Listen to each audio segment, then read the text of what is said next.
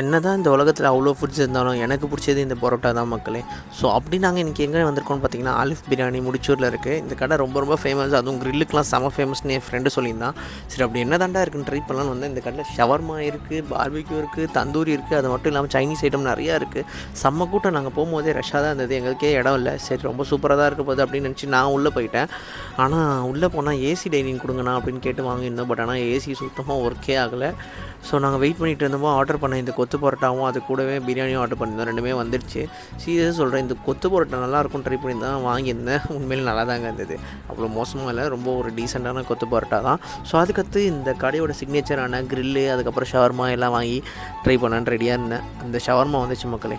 சீரியஸாக சொல்கிறேன், ரொம்ப ரொம்ப அன்எக்ஸ்பெக்டட். நான் நல்லா இருக்கும்லாம் நினச்சே போகல, ஷவர்மா ட்ரை பண்ணணும்னு போகல. பட் ஆனால் ஷவர்மா என்னை ரொம்ப ரொம்ப இம்ப்ரெஸ் பண்ணிச்சு. கண்டிப்பாக இந்த கடைக்கு வந்தீங்கன்னா ஷவர்மா கண்டிப்பாக சாப்பிடுங்க. ஸோ அதுக்கடுத்து அந்த க்ரில், என்னடா க்ரில்லு அவ்வளோ பில்டப் கொடுத்தீங்களேன்ற மாதிரி தான் இருந்துச்சு. எனக்கு ரொம்ப ரொம்ப சுமாரான க்ரில் தான், அந்தளவுக்கு சூப்பராக இல்லை. ஸோ அப்புறம் பன் பரோட்டான்னு ஒன்று வாங்கியிருந்த மக்களே. சத்தியமாக சொல்கிறேன், என்னடா இது பரோட்டாவுக்கு வந்த சோதனை ஆகிடுச்சு. ஏன்னா சுத்தமாக நல்லாவே இல்லை. அதுக்கப்புறம் உங்களோட பிரியாணி ரொம்ப ரொம்ப ஒரு செட்டில் நல்லா பிரியாணி. நீங்கள் எங்கே போனீங்கன்னா கண்டிப்பாக இந்த பிரியாணி ஷவர்மாவும் ட்ரை பண்ணி பார்த்துட்டு எப்படி இருந்துச்சுன்னு கமெண்ட்டை சொல்லிட்டு போங்க மக்களே.